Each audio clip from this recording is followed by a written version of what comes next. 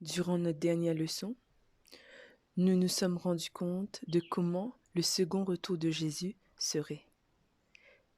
Qu'est-ce qu'il adviendrait de ceux qui l'auront choisi, ceux qui seront sauvés, comment ils seront transformés, ils deviendront incorruptibles. Mais comment les méchants, ils vont périr. Comment ceux qui l'ont crucifié vont le voir descendre dans toute sa gloire. Nous allons continuer cette étude. Que vous puissiez rester connectés, nous allons prier. Père éternel, alors que nous allons étudier ta parole, donne-nous ton Saint-Esprit. Que nos cœurs et notre esprit soient disposés à recevoir ta parole et qu'elle nous transforme. Guide-nous toi-même dans l'étude de cette parole, que nous puissions comprendre ce qu'elle a à nous dire au nom de Jésus. Amen.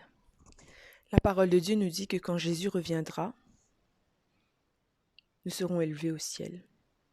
Nous aurons un cœur, un corps renouvelé. Que toutes choses anciennes disparaîtront. Mais qu'allons-nous faire pendant 1000 ans? Qu'est-ce qui se passera avec la terre pendant ces 1000 ans? Qu'adviendra-t-il de Satan et de ses démons? Alors nous allons voir ensemble ce que la parole de Dieu nous révèle à ce sujet. Dans Apocalypse 19, au verset 17 à 18, il est dit « Et je vis un ange qui se tenait dans le soleil, et il cria d'une voix forte, disant à tous les oiseaux qui volaient par le milieu du ciel, « Venez, rassemblez-vous pour le grand festin de Dieu. » afin de manger la chair des rois, la chair des chefs militaires, la chair des puissants, la chair des chevaux et de ceux qui les montent, la chair de tous ceux qui sont libres et esclaves, petits et grands. Alors la parole de Dieu nous montre que tous ceux qui auront fait le mal, tous ceux qui auront nié le Christ, qui l'auront rejeté, toutes ces personnes devront faire face à la destruction, à la mort. Et ce passage nous montre que peu importe quel est notre statut, notre couleur, notre argent,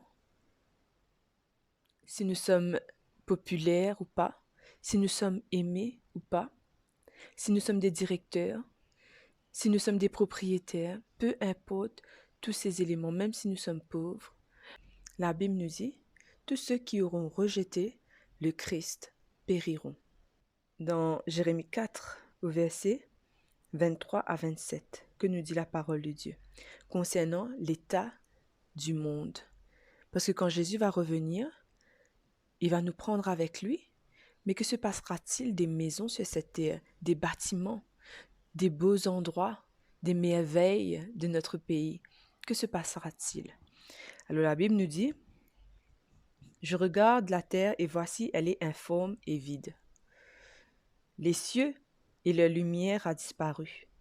Je regarde les montagnes et voici, elles sont ébranlées, et toutes les collines chancellent. Je regarde et voici, il n'y a point d'homme, et tous les oiseaux des cieux ont pris la fuite. Je regarde et voici, le Carmel est un désert, et toutes ces villes sont détruites devant l'Éternel, devant son ardente colère.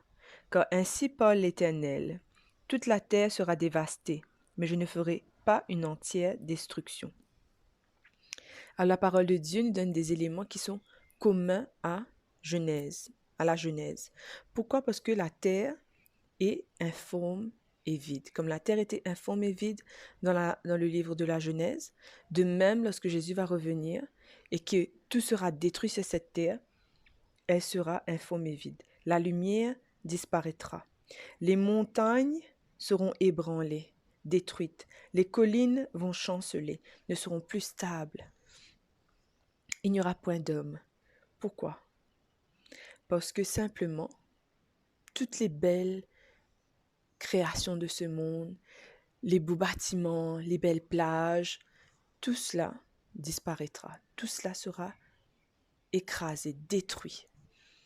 Souvent, en tant qu'humains, nous aimons enjoliver nos maisons, décorer, repeindre.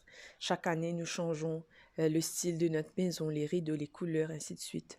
Nous investissons dans nos maisons. Mais la parole de Dieu nous dit que quand nous irons au ciel, toutes ces choses disparaîtront. D'ailleurs, Job, l'avait compris. Qui est Job? C'est un personnage de la parole de Dieu qui avait tout. Il avait 10 enfants, il avait une belle maison, ses enfants avaient une maison, il avait un troupeau énorme, il était extrêmement riche, il avait des tonnes de serviteurs à son service. Et la parole de Dieu nous dit que en un instant, ses 10 enfants sont morts. Des personnes sont venues, ont tué ses serviteurs et ont volé son bétail. Ce qui restait, les éléments de la nature, l'ont détruite. Et d'un seul coup, il s'est retrouvé sans rien. Non seulement cela, mais en plus de toute sa souffrance, il tombe malade. Il est recouvert d'ulcères. Vous verrez, c'est un livre dans la Bible qui est nommé simplement Job. Et la Bible nous montre que il va rester au pied d'un arbre et il va se gratter avec un pot, avec un morceau de peau cassé. Et à aucun moment, il ne va maudire le Seigneur. Sa femme lui dira, « Job, ne vois-tu pas tout ce que tu as perdu? Maudis Dieu et meurs. » Et il va dire une parole très importante. « Nu je suis sorti du sein de ma mère. Nu je rentrerai dans le sein de la terre. Béni soit l'Éternel. » Alors il avait compris que toute chose qui lui était donnée sur cette terre, c'était passager. Dieu lui avait prêté ces choses. Et pour lui, il ne mettait pas toute sa confiance, même le fondement de sa vie n'était pas basé sur les choses matérielles, parce qu'il savait que ces choses pouvaient disparaître à n'importe quel moment. Nous devons avoir la même attitude que Job, que même si nous perdons toutes choses sur cette terre, le plus important c'est de regarder à Jésus. Et un jour nous aurons la chance d'être élevés au ciel pour vivre éternellement avec lui. Et même si nous avons de belles maisons, même si nous avons de belles décorations, des objets de valeur peut-être qui sautent d'autres pays, des souvenirs que nous avons gardés, des choses que nous avons eues de nos parents, des héritages, des choses auxquelles nous sommes attachés émotionnellement, mais toutes ces choses disparaîtront. Ce sont que les choses éternelles, les choses du ciel, qui resteront éternellement. Toutes choses disparaîtront. Et pendant ces 1000 ans, alors que nous irons au ciel, la terre sera détruite, il n'y aura pas un seul homme. Pourquoi? Parce que tous les méchants vont mourir. Ceux qui étaient vivants, du moins au retour de Jésus, ils vont mourir. La parole de Dieu nous dit que ceux qui auront tué Jésus ressusciteront. Et ils vont voir Jésus descendre dans sa gloire. Mais ensuite, ils mourront. Parce qu'il n'y aura pas un seul homme sur la terre. Ceux qui étaient vivants lorsque Jésus est venu, ceux qui l'ont crucifié vont le voir et vont mourir. Et ceux qui étaient morts avant ne vont pas revenir à la vie. Alors que pendant 1000 ans, nous serons au ciel et nous aurons une œuvre à faire. Nous verrons qu'est-ce que nous ferons au ciel pendant 1000 ans. Mais que fera Satan pendant 1000 ans? Apocalypse 20, versets 2 à 3 nous répond. Il saisit le dragon, le serpent ancien, qui est le diable et Satan, et il le lia pour 1000 ans. Il le jeta dans l'abîme, ferma et scella l'entrée au-dessus de lui, afin qu'il ne séduisît plus les nations, jusqu'à ce que les 1000 ans fussent accomplis. Après cela, il faut qu'il soit délié pour un peu de temps. Alors, qu'est-ce qui va se passer pendant 1000 ans? Pour Satan, donc vous voyez, on le surnomme le dragon, le serpent ancien, le diable et Satan. Donc, le diable sera lié pendant 1000 ans. Ça ne veut pas dire qu'il sera enchaîné. D'ailleurs, la Bible nous dit qu'il le jeta dans un abîme. Que veut dire abîme? Abîme, c'est abysse. Et abysse veut dire un trou sans fond. Mais cela est une image que la Bible donne. Pourquoi? Parce qu'il sera lié dans le sens qu'au verset 3 nous dit, il ne pourra plus séduire qui que ce soit. Cela veut dire que pendant 1000 ans, il sera sur la terre et il n'aura rien à faire. Alors que pendant 6000 ans, depuis la création de ce monde jusqu'à aujourd'hui, il a été Il a tout fait en son pouvoir pour pouvoir séduire les nations. D'ailleurs, la Bible nous dira plus tard que ces nations seront comme le sable de la mer, aussi nombreux que le sable de la mer. Mais pendant 1000 ans, il ne pourra rien faire. Ses œuvres vont s'arrêter. Il ne pourra plus séduire qui que ce soit parce que tous les hommes seront morts. Donc, il restera que lui et ses anges avec lui. Et pendant 1000 ans, ils vont errer sur la terre détruite. Il sera le prince d'un monde détruit où il n'y a rien, absolument, comme un désert. Et ce qui va se passer, ceux qui seront sauvés iront au ciel. Et la Bible nous dit, dans Apocalypse 20, versets 4 à 6, « Et je vis des trônes, et à ceux qui s'y assirent fut donné le pouvoir de juger. Et je vis les âmes de ceux qui avaient été décapités à cause du témoignage de Jésus et à cause de la parole de Dieu, et de ceux qui n'avaient pas adoré la bête ni son image et qui n'avaient pas reçu la mort sur leur front et sur leurs mains. Ils revinrent à la vie, et ils régnèrent avec Christ pendant 1000 ans. Heureux et saints ceux qui ont part à la première résurrection. La seconde mort n'aura point de pouvoir sur eux, mais ils seront sacrificateurs de Dieu et de Christ et ils régneront avec lui pendant 1000 ans. La Bible nous dit que nous aurons à faire deux choses. Premièrement, nous jugerons ceux qui ont rejeté Jésus, ceux qui seront perdus et qui auront part à la seconde mort. Et deuxièmement, nous allons régner avec Jésus pendant 1000 ans.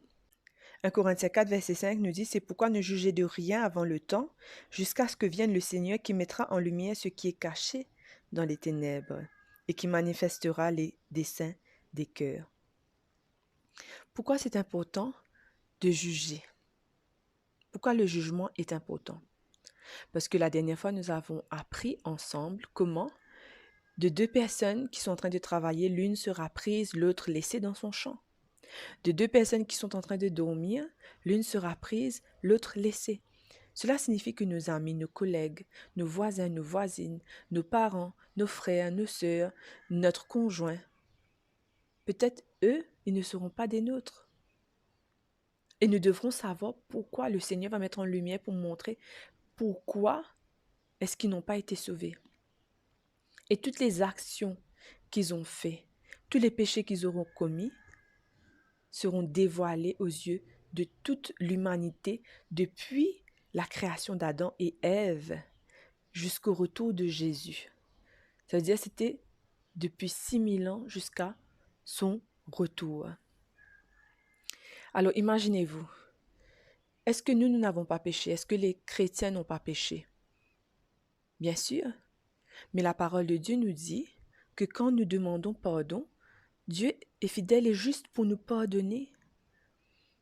La Bible nous dit que quand nous demandons à Dieu de nous pardonner, nos péchés sont jetés dans les profondeurs de la mer. Et vous savez, la mer, elle est tellement profonde qu'il y a une limite que l'homme ne peut pas atteindre, sinon il peut mourir. Les créations, les machines pour pouvoir explorer la mer, les plus performantes qu'elles soient, ne peuvent pas aller dans les profondeurs de la mer. Il y a des espèces d'animaux qu'on ne connaît pas qui habitent dans la mer, dans les profondeurs de la mer, qui peut-être ne montent pas par rapport à la température qu'il y a. Il y a des mystères qu'on ne connaît pas. Mais quand nous sommes en train de demander à Dieu de nous pardonner pour nos péchés, le Seigneur les met tellement profonds dans la mer que l'homme ne peut pas aller les chercher, que les machines ne peuvent pas aller chercher. La Bible nous dit qu'il éloigne nos péchés de nous comme l'Orient est éloigné de l'Occident. Ça veut dire que si nous avons fait un péché et que nous sommes du bout de la terre, il envoie ce péché à l'autre extrémité de la terre, là où personne ne peut aller chercher, ni même nous ne pouvons pas aller les chercher. Alors ça, c'est la grâce, c'est la puissance de Dieu qui efface nos péchés quand nous confessons nos péchés, quand nous les abandonnons. Mais malheureusement, ceux qui n'auront pas demandé pardon, les péchés vont s'accumuler. Et viendra un jour où les personnes qui n'auront pas accepté Jésus, ils vont devoir prendre la responsabilité pleinement de tous leurs péchés. Lorsque Jésus était à Gethsémani, il va dire que cette coupe s'éloigne de moi. De quelle coupe est-ce qu'il parlait? Apocalypse nous répond que c'est la coupe de la colère de Dieu.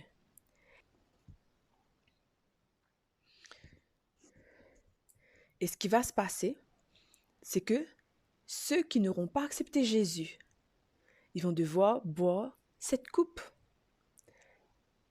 Jean 3, verset 16 nous dit « Quiconque croit en lui ne périsse point, mais qu'il ait la vie éternelle. » Ça veut dire qu'il a bu cette coupe de la colère de Dieu pour tous ceux qui croient en lui, afin qu'ils soient rendus justes. Mais si on refuse de croire en lui, si on refuse d'accepter le sacrifice de Jésus, nous allons devoir boire notre propre coupe lorsque Jésus reviendra. Nous serons jugés et ce que nous avons fait dans le secret, dans la cachette, la Bible nous dit que Jésus mettra en lumière toutes ces choses. Si je ne suis pas sauvé, que j'ai commis des péchés, ma famille entière, mes amis, mes collègues, tous verront ce que j'aurai fait de mon vivant, parce que ce seront des péchés non confessés, des péchés qui seront retenus contre moi. Tout comme dans un jugement, lorsque nous allons à la cour, lorsqu'une personne est condamnée, il y a la charge dont elle est accusée, et il y a des preuves pour son innocence ou pour sa condamnation. Et à la fin, il y a les membres du jury qui vont assister à toutes les séances et qui vont entendre les témoins, qui vont voir les preuves. Et à la fin du compte, ils vont devoir trancher, soit pour l'innocence de la personne, soit pour la condamnation de la personne. Et ce sera exactement ce que nous ferons pendant les 1000 ans. Nous allons voir tous ceux qui seront jugés, tous ceux qui seront condamnés. Et nous pourrons enfin dire, oui, Dieu est juste d'avoir condamné ces personnes, quand nous verrons toutes les preuves contre ces personnes. 1 Corinthiens 6, verset 3 nous dit, « Ne savez-vous pas que nous jugerons les anges et nous ne jugerions pas à plus forte raison les choses de cette vie ?» Ce texte est vraiment puissant, dans le sens qui nous montre la justice de Dieu. Dieu est juste. Si jamais nous avons péché contre lui, si nous ne l'avons pas accepté durant notre vivant, ne pensez pas que Jésus va nous sauver à la fin des temps. Il y a beaucoup de personnes qui ont la notion de l'universalisme, le concept de l'universalisme. Ça veut dire une fois sauvé, toujours sauvé. Peu importe ce que je fais de ma vie. Je peux voler, je peux mentir, je peux boire jusqu'à tomber dans les pommes, fumer 4-5 paquets de cigarettes par jour, voler la femme de mon prochain, commettre l'adultère, convoiter ce qui est aux autres. Je fais ce que je veux. Mais je n'aurai rien, parce qu'une fois sauvé, je serai toujours sauvé. C'est ce qu'on appelle la grâce à bon marché. Or, cette notion est fausse, parce qu'on voit dans la parole de Dieu qu'il y aura ceux qui seront jugés, ceux qui seront condamnés. Et ces personnes seront condamnées par rapport à quoi? À quelle loi? La parole de Dieu. Tout comme aujourd'hui, nous sommes coupables si nous violons la loi, si jamais nous brûlons un feu rouge, si nous frappons notre prochain, si nous volons. Il y a des lois. Et par rapport à la violation de ces lois, nous sommes condamnés. De même, la parole de Dieu a ses lois. Et si nous ne mettons pas ces lois en pratique, nous serons condamnés. Si Dieu et nous jugerons les anges qui ont vécu peut-être 1000 ans, 2000 ans, plus que ça encore avec Dieu, qui l'ont vu dans sa gloire, qui ont vu le ciel, qui ont vécu avec lui, qui l'ont vu face à face. Si ces anges, qui sont toujours des anges, toujours puissants, à combien plus forte raison nous, les hommes, nous ne serons pas aussi jugés par rapport à nos œuvres. Dieu est juste. Si jamais nous faisons le mal, nous allons devoir assumer les conséquences de nos choix, de nos actes. Si nous rejetons le Christ, nous allons devoir prendre part à la seconde mort, qui est la mort éternelle. Apocalypse 20, au verset 5, nous dit « Les autres morts ne revinrent point à la vie jusqu'à ce que les 1000 ans fussent accomplis. » C'est la première résurrection.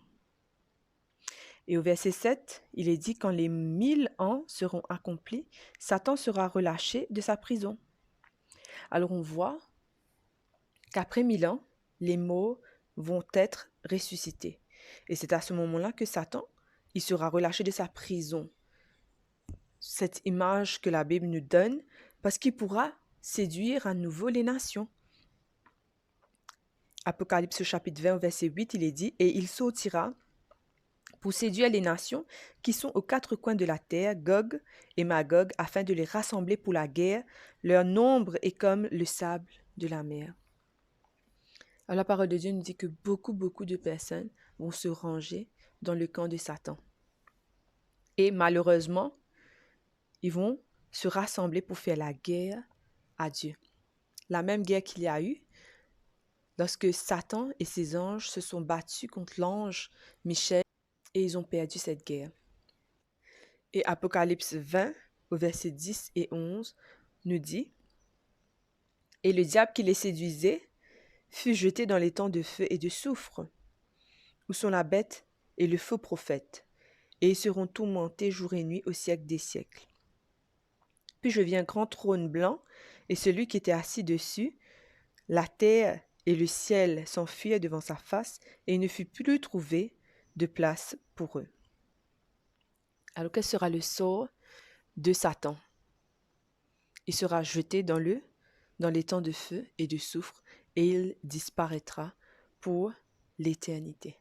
Alors beaucoup de personnes pensent que ça veut dire que Satan, il va brûler éternellement, lui, ses anges et tous ceux qui seront rangés de son côté. Mais la parole de Dieu même répond à cela. Pourquoi? Parce que lorsque les 1000 ans seront accomplis, que Satan va aller faire la guerre à Jésus, lui et son armée vont être détruits par le feu. Et la parole de Dieu dans Apocalypse 21, verset 2 nous dit « Et je vis descendre du ciel d'auprès de Dieu la ville sainte, la nouvelle Jérusalem préparée comme une épouse qui s'est parée pour son époux. » Alors ce qui va se passer, c'est qu'après 1000 ans, alors que nous étions au ciel, notre demeure finale ne sera pas au ciel, mais sur la terre. Parce que Jérusalem va descendre sur la terre. Et un autre verset aussi qui nous montre que Satan et toute trace du péché sera effacée, c'est dans Apocalypse 1, 21, au verset 1 qui nous dit « Puis je vis un nouveau ciel et une nouvelle terre, car le premier ciel et la première terre avaient disparu, et la mer n'était plus. » Ce qui veut dire que cette terre sur laquelle Satan était, avec les anges, aura disparu. Toutes les choses premières avaient disparu. Et comment savoir pour sûr encore que Satan ne sera plus? Dans Apocalypse 20, il est dit, Apocalypse 21, il est dit au verset 4, « Il essuiera toute larme de leurs yeux, et la mort ne sera plus. Il n'y aura plus ni deuil, ni cri, ni douleur, car les premières choses ont disparu. » Donc c'est clair. Nous voyons que Satan disparaîtra. Toute trace de Satan, du péché, disparaîtra sur la terre parce que la nouvelle Jérusalem sera sur cette terre. Et nous vivrons éternellement. Alors vous verrez qu'il y a un terme qui revient souvent. C'est séduire. Satan veut séduire le maximum de personnes et il veut que vous et moi, nous fassions partie de son armée qui sera aussi nombreuse que le sable de la mer. Mais la Bible nous montre que même si ils seront aussi nombreux que le sable de la mer, ils ne remporteront pas la victoire contre Dieu. Est-ce que vous voulez choisir un camp de perdants où vous avez tout à perdre? Ou est-ce que vous voulez choisir le camp des vainqueurs, de ceux qui vont régner, de ceux qui vont juger les méchants avec le Seigneur? La Bible nous dit dans Apocalypse 20 au verset 15, « Quiconque ne fut pas trouvé écrit dans le livre de vie fut jeté dans les temps de feu. » Nous avons encore la possibilité de changer. Nous avons encore la possibilité de confesser nos péchés, d'accepter Jésus, d'accepter son sacrifice et d'accepter la coupe qu'il a bu à notre place. Si nous refusons, nous allons devoir nous-mêmes faire face à la condamnation et boire cette coupe que Jésus a bu. Et le choix nous appartient. Je ne sais pas pour vous, mais j'ai pas envie que l'humanité entière, depuis plus de 6000 ans, voit tous les péchés que j'ai commis. J'aurais aimé demander à Dieu de me pardonner, laver tous les péchés que j'ai commis et être avec lui au ciel, à ses côtés pour régner. Nous allons descendre sur cette terre à nouveau, mais cette terre sera changée, transformée. Satan, il veut nous faire croire à des mensonges, à un Dieu cruel qui est injuste et qui va nous faire brûler éternellement, être tourmentés, torturés. Ça ne peut pas être plus loin de la vérité. Alors le choix t'appartient, le choix m'appartient. Nous ne savons pas combien de temps encore le Seigneur va pouvoir nous appeler au salut. Tant que nous en avons l'occasion, acceptons-le. Prions. Nous voulons te remercier, Seigneur, pour ta parole qui nous transforme, qui nous donne de l'espérance dans un monde qui sera détruit bientôt. Nous te demandons de nous aider afin que nous puissions prendre la décision de marcher avec toi. Nous savons que le diable essaiera de nous séduire jusqu'à la fin, Seigneur, mais que nous puissions remporter la victoire avec toi. Nous voulons, Seigneur, choisir ton camp. Sois avec nous, que nous puissions, Seigneur, continuer à étudier ta parole pour que nous puissions être transformés, être sauvés. Au nom de Jésus, nous te prions. Amen. Alors que vous avez étudié cette leçon, que vous avez appris des choses que vous ne saviez pas peut-être, partagez cette vidéo avec ceux qui sont autour de vous.